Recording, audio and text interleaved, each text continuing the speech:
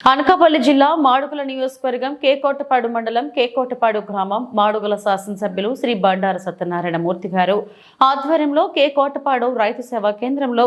ఎరువులు పంపిణీ కార్యక్రమం కేకోట ఎక్స్ సర్పంచ్ శ్రీ డోకల లక్ష్మీ నరసింహమూర్తి గారు, కోటపాడు బీజేపీ పార్టీ ఇన్ఛార్జ్ శరణం సన్యాసి నాయుడు, కోటపాడు కాంగ్రెస్ సీనియర్ నాయకులు Vaddadi Koteswararao, Kotapadu Janasena party in charge Uma Maheswararao, TDP నాయకులు యూత్ సభ్యులు ఈర్లి రమేష్, డోకల చిన్న నరసింహమూర్తి, రెడ్డి అప్పారావు, బుత్తల తిరునాథ్, డోకల సన్యాసి నాయుడు, కరుణం,